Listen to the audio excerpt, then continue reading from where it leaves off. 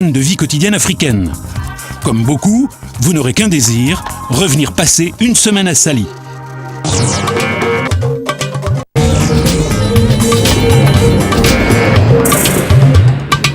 C'est un point minuscule au milieu de l'océan Indien, à 650 km au nord-est de l'île Maurice. Nous sommes aujourd'hui sur l'île Rodrigue. 18 km sur 8, ce sont les dimensions de cette île encore sauvage, à découvrir avant qu'elle ne soit trop connue. Rodrigue, c'est l'île Maurice il y a 30 ans, et un rythme très différent. La minuscule capitale Port-Maturin ne génère aucun stress, au contraire, et ses habitants, comme partout dans l'île, sont très accueillants. Côté mer, Rodrigue possède un lagon immense, de 100 km², et pratiquement personne dedans. Côté terre, après de belles balades sur les petites routes, gardez une matinée pour la visite souterraine de la caverne Patate, un lieu étonnant. Après un beau voyage dans le temps au milieu de l'océan Indien, il faudra vous réadapter en retournant à Maurice avec ses boutiques pour touristes et ses embouteillages.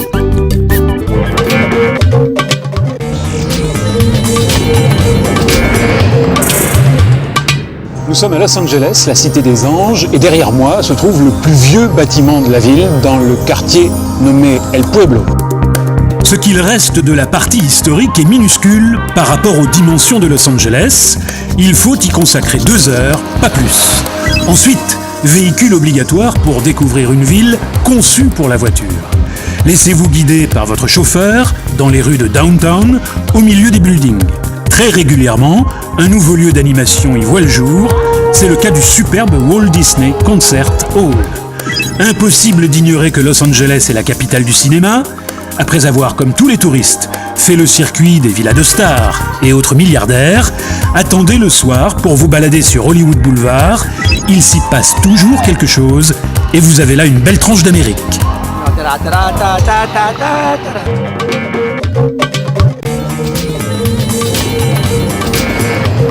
En arrivant à Lisbonne, pas de question à se poser, le meilleur moyen pour découvrir la ville, c'est le tram, et sans hésiter, le tram 28. Si vous choisissez une heure creuse, vous serez plus confortable pour profiter du superbe parcours qu'offre cette ligne de tramway, empruntée aussi bien par les touristes que par les Lisboètes.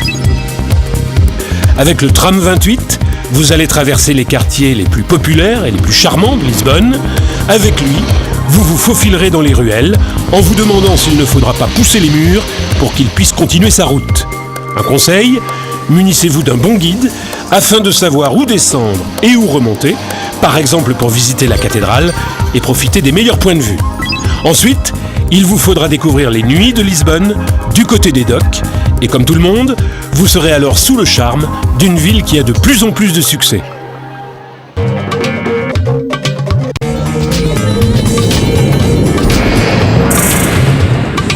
Mahé, c'est l'île principale des Seychelles. C'est ici que vous arriverez puisque les vols internationaux arrivent à l'aéroport de Victoria. Victoria est la capitale de l'archipel. C'est probablement la plus petite capitale au monde puisque Victoria ne compte que 23 000 habitants. Pendant un séjour aux Seychelles, prenez le temps de flâner dans cette ville de poche. Aucun building, un trafic raisonnable, pas de stress. Il n'y a que la reproduction de Big Ben pour rappeler les capitales européennes. Victoria est néanmoins active. Comme partout, le marché est l'un des lieux les plus animés dès la première heure du jour. Ensuite, en se baladant dans la dizaine de rues qui forment le centre-ville, vous comprendrez mieux l'insouciance des habitants de ce pays dont le nom fait rêver à travers le monde.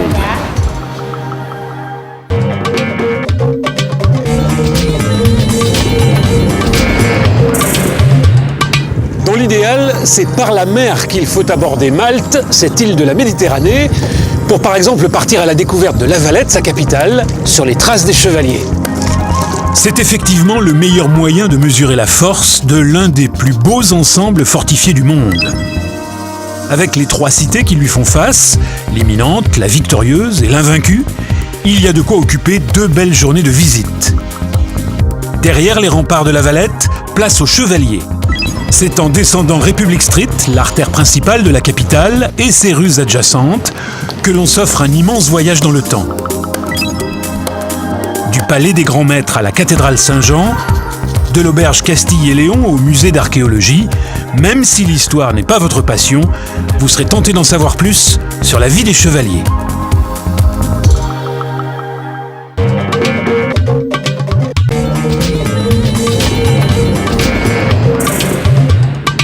En Andalousie, il y a les trois classiques, Séville, bien sûr, Grenade et Cordoue. Si vous avez un peu de temps et de curiosité, je vous conseille d'aller jusqu'à Cadiz, très différente, bien qu'elle aussi andalouse. Un front de mer qui ressemble au malécon de la Havane, un port tourné depuis toujours vers les Amériques. Heureusement qu'il y a le flamenco et les gitans du quartier de Santa Maria pour rappeler que nous sommes bien en Andalousie. Du haut de la tour Tavira, on devine le labyrinthe des ruelles de la vieille ville, très étroite pour empêcher le vent d'entrer dans la citadelle.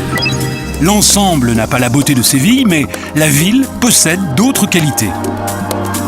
Cadiz a toujours été très libéral, on aime y faire la fête, chanter et danser à la moindre occasion. Quant à la belle de Cadiz, elle est probablement partie avec un marin.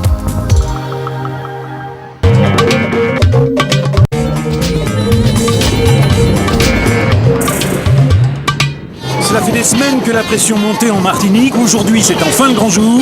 C'est carnaval à Fort-de-France. 50 000 personnes dans les rues et quelques joyeux délires.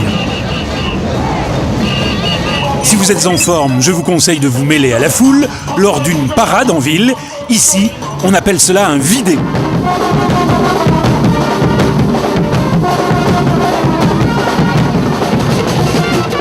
Alors faut-il programmer ses vacances en Martinique pendant le carnaval?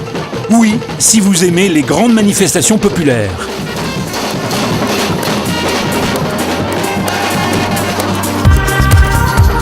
Le carnaval, c'est 4 jours de fête attendus toute l'année, qui se terminent toujours de la même façon, lorsque, le mercredi des Cendres, Vaval, figure emblématique du carnaval, part en fumée.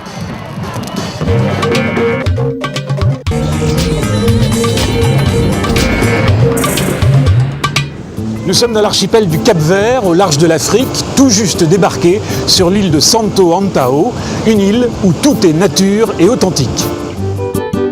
On ne peut venir ici qu'en ferry, après 50 minutes de navigation depuis São Vicente, l'île voisine.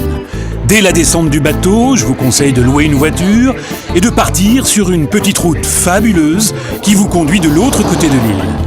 43 km sur 23, ce sont les dimensions de Santo Antão, au beau milieu de l'Atlantique.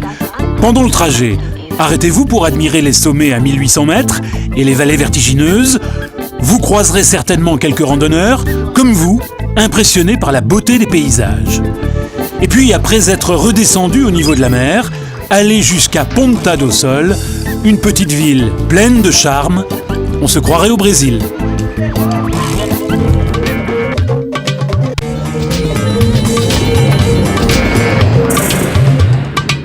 Nous sommes à Alexandrie, en Égypte. Le plus simple pour visiter cette ville, c'est de louer un taxi pour 4 heures, économique et efficace.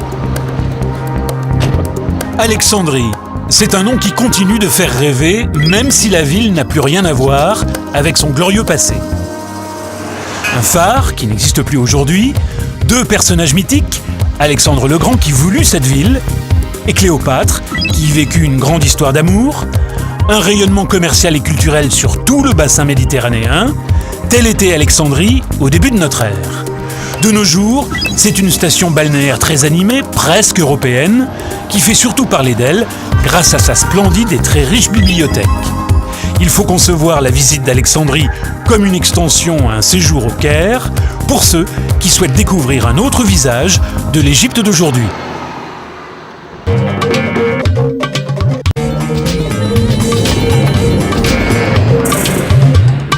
Malte est une belle destination touristique. Si vous décidez de la découvrir hors saison, vous serez presque tout seul à visiter Mdina, une superbe cité fortifiée.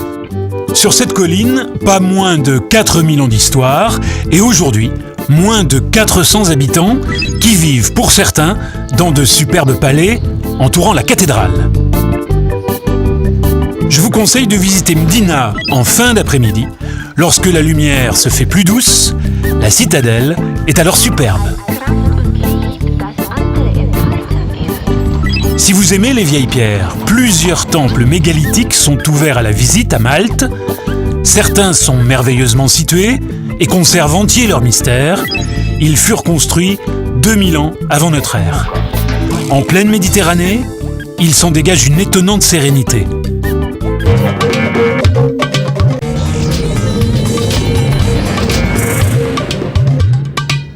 En Croatie, le bonheur est dans les îles. Après avoir visité les villes de la côte, le meilleur conseil à vous donner, c'est de prendre la mer.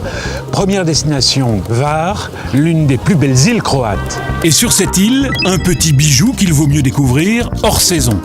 Ces bâtiments splendides, cette place centrale impressionnante, cet adorable petit port et ces quais qui ne sont en été qu'un alignement de yachts, c'est la ville de Hvar.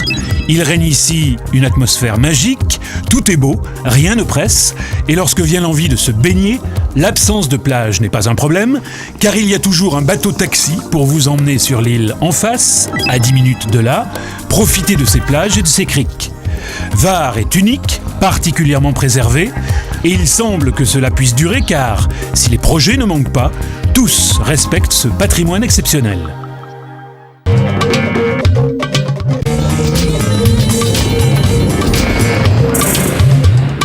Nous sommes aux Baléares. Si vous aviez de ces îles une image de béton et de plages surpeuplées, je vous invite à découvrir Minorque, une île différente, charmante, séduisante. 50 km de long, 17 de large, c'est parfait. À Minorque, on n'est jamais très loin de la mer.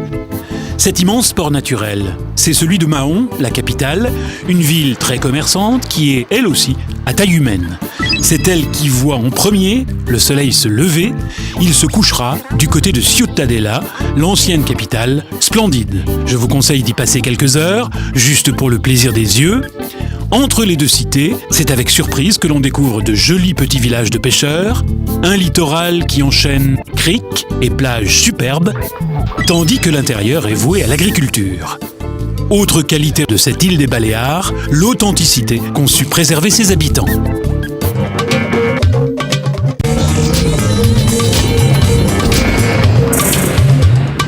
Si les plages de l'île Maurice sont effectivement très agréables, au point que certains vacanciers y passent tout leur séjour, je vous invite tout de même à découvrir l'intérieur de l'île. Après un passage à Port-Louis, la capitale, avec d'un côté le marché traditionnel et de l'autre un centre commercial des plus modernes, vous pourrez découvrir une île très verte, car il pleut souvent, apprendre les noms des plantes dans le splendide jardin de pamplemousse et suivre quelques itinéraires de randonnée douce qui passeront certainement par Chamarel et ses terres de couleurs changeantes selon la lumière. Si vous souhaitez mieux connaître l'histoire de l'île Maurice, je vous conseille la visite d'une ancienne usine dans laquelle on peut suivre l'aventure du sucre et des hommes qui y ont participé. Après une belle escapade d'une journée, le littoral n'étant jamais très loin, vous redescendrez facilement vers Port-Louis pour retrouver l'animation de la ville.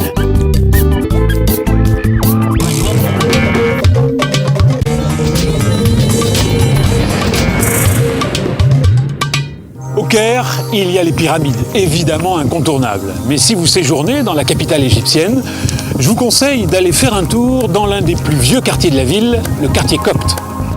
Après avoir passé au moins une demi-journée dans les salles du fabuleux musée égyptien, ne suivez pas forcément les conseils donnés dans certains guides et découvrez le quartier copte en 2 temps. Un premier, consacré aux traces du passé, où l'on remonte le temps en visitant différents monuments, dont la crypte où la Sainte Famille est supposée avoir séjourné, puis un second, à quelques centaines de mètres, dans un quartier populaire très peu fréquenté par les touristes et particulièrement authentique. Vous ferez ainsi une balade instructive entre passé et présent dans un quartier historique du Caire.